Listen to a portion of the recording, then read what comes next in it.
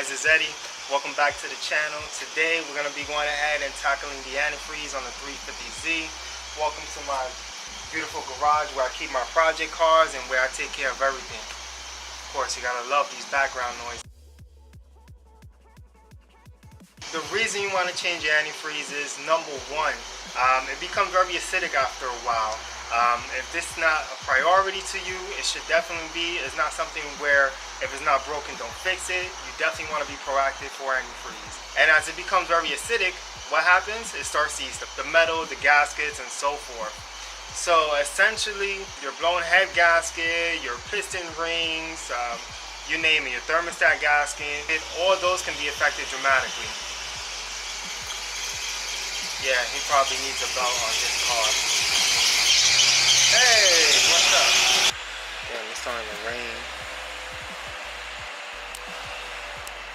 Alright guys, so we gotta work a little closer right now. Unfortunately, it started raining. Not sure if you can hear that, but it's raining over here in New York. You gotta love it. One day it's beautiful, one day it's not. But in any case, you know, there's many reasons why you wanna check your antifreeze. Number two, yeah, you wanna make sure that from both high boiling point and the freezing temperatures, you're totally protected. Because if not, yeah, you're gonna have ice in your motor.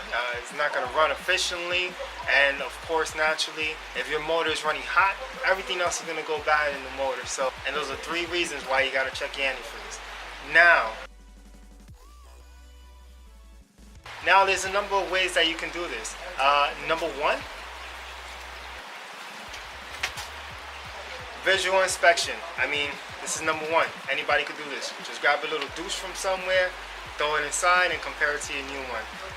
If you have a green antifreeze and it looks very sluggish, almost brown, you know it's definitely bad. If it's orange or red and it turns orange, you know it's not good either. So essentially, just compare it and you'll be able to tell visually yourself. Bad antifreeze promotes electrolysis. So essentially, you're gonna have electricity running through your motor. You can definitely check it via voltmeter. You definitely set it to this setting. Let's see there. Just to make life a little more simple, I won't go into the details, but you just check it like that.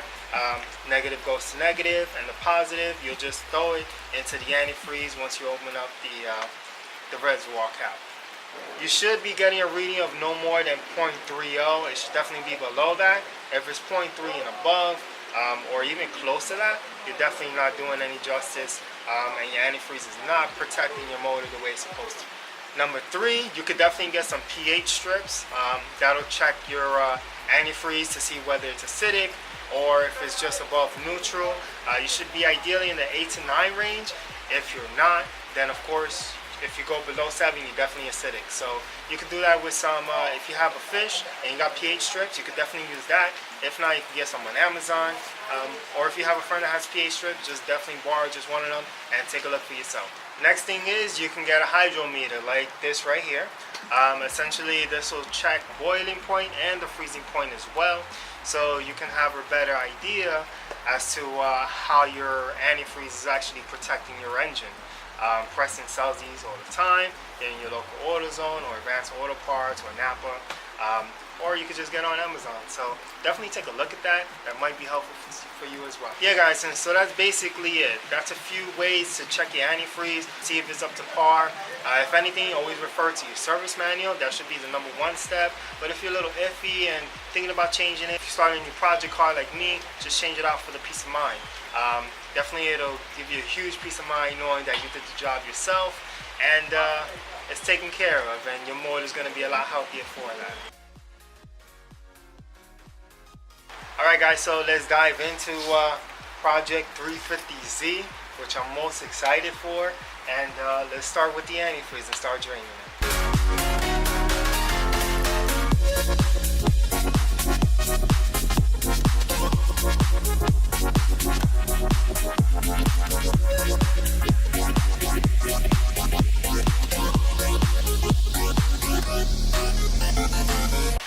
Alright guys, don't forget the gloves.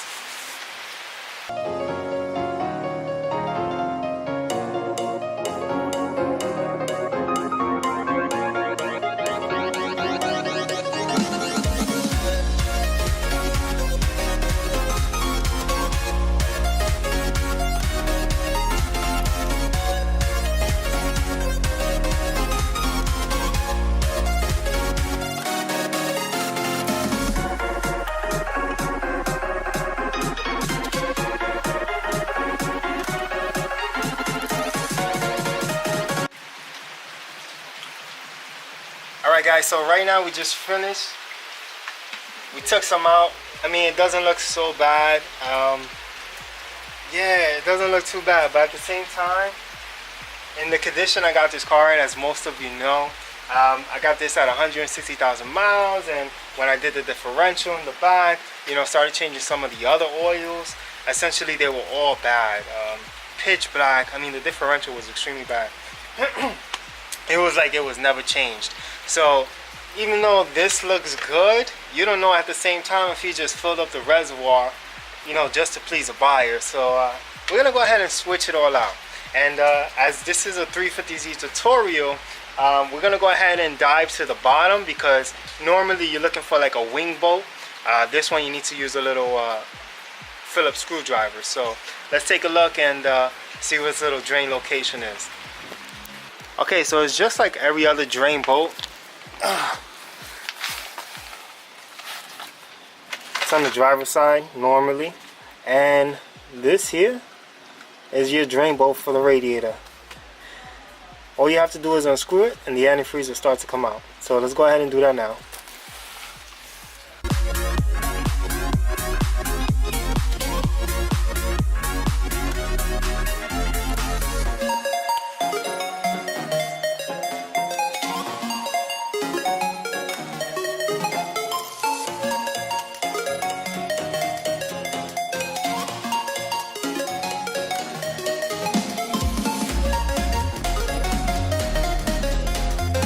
Okay guys, and just as I suspected, take a look at that. It was all dirt in there.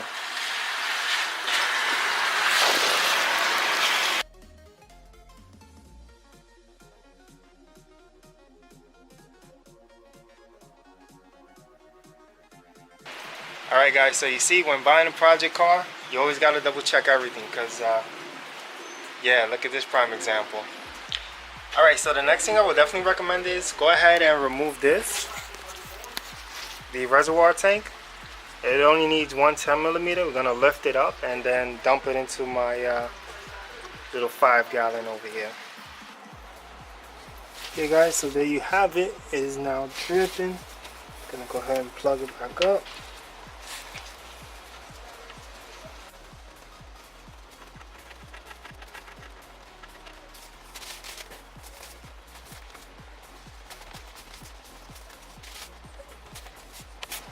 Just hand tighten it.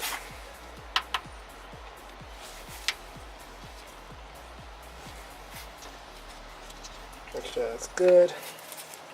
Dry up your area.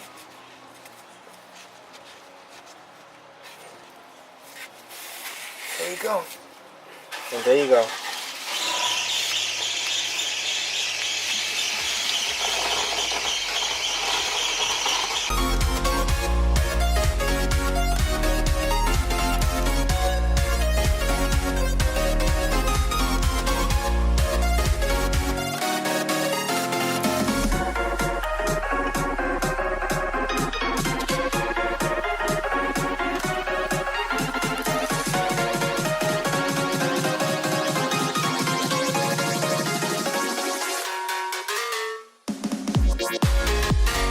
So I just pulled it out right now. It's quite dirty even on the inside, so I'm gonna go inside real quick and clean it all out.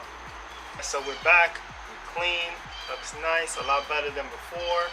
But as you can see here, look how dirty that was. At some point you could definitely tell that they didn't care. Not at all. Look at that. You can even see the shade. Look at that. If you see the inside, I cleaned it out, but it's still stained on the inside. If you guys can capture that. But yeah, this is the prime example which I was referring to, that when you buy a car, honestly you can't really tell until you have it in your own possession. So let's throw this back in and finish filling her up. Alright guys, so now that she's actually filled up, you can go ahead and start squeezing the holes, get some air bubbles out, and you'll see that it'll go back down.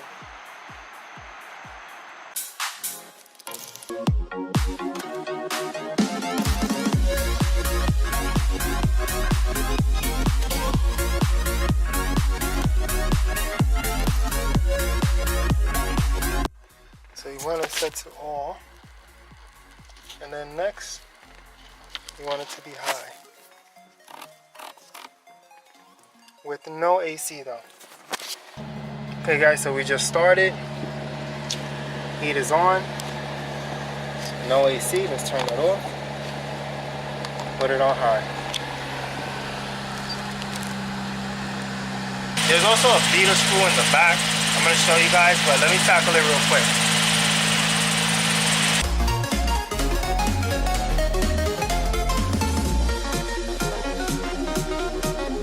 Also, don't forget to set your timer, starting at 30 minutes.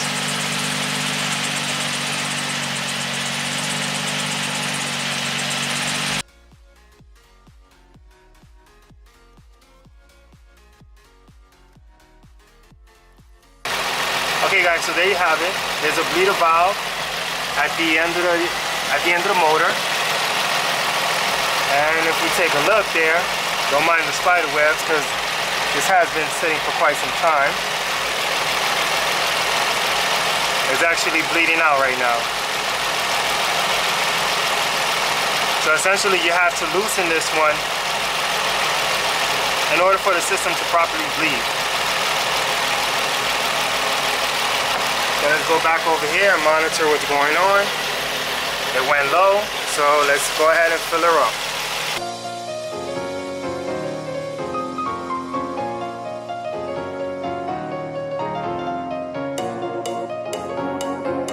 You guys hear the difference in the motor, how quiet it's getting now?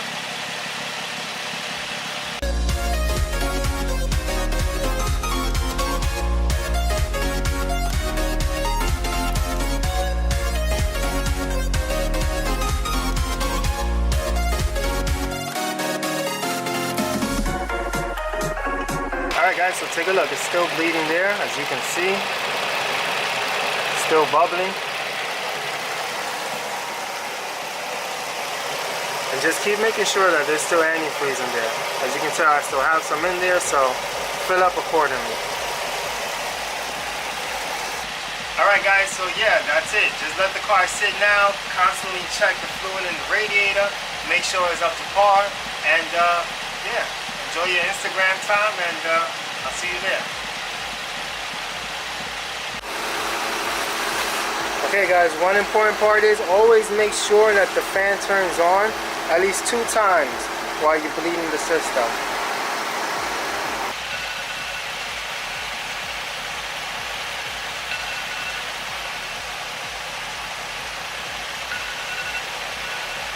Okay guys, our 30 minutes are up.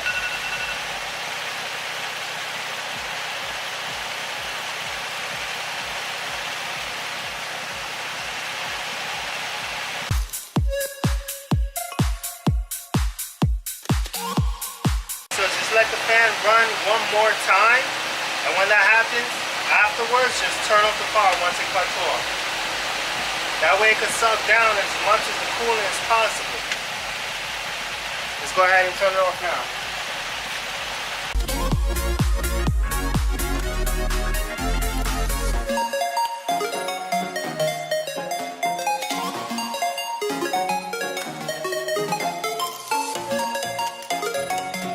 To make sure you have adequate fluid in there, just go ahead and press the hose, and you should see some fluid at the top of the reservoir, at the top of the radiator. So we're good there. We topped it off.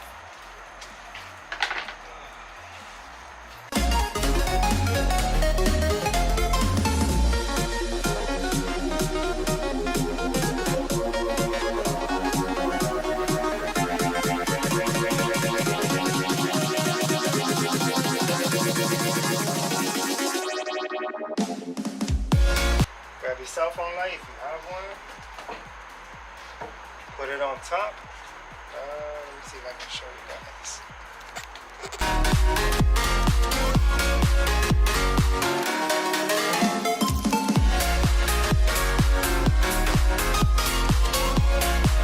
So just to recap, we close this here. We close the cap. We put back our reservoir over here, if you can see that. Yep. And then we in the back we went ahead and put our bleeder valve and tightened it back. Alright guys, so now that we just finished, we're going to go ahead and start her up just so we can build pressure and make sure everything is okay from there. Alright guys, so letting the pressure build for about 10 minutes right now. And then I'm going to open up the bleeder valve over here. Still the heater's on and it's cycling through the heater port. And then we should be good from there. 24 hours later.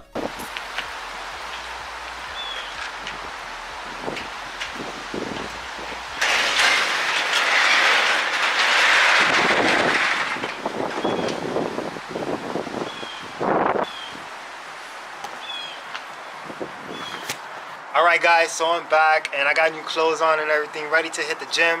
However, I did complete the job. The 350Z is now done.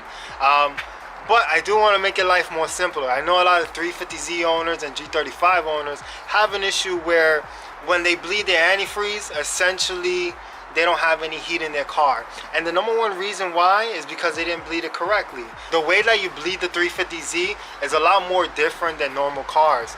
So the way you bleed a normal car is basically you turn all the temperature controls up, put the temperature on high, of course you keep the AC off, and following that you just let everything run for about 2 cycles, basically letting the fan turn off and then turn on a total of 2 times. Usually that takes about 15-20 minutes, but with the 350Z, naturally it's a little more difficult. And I can tell you that it did catch me off guard as well.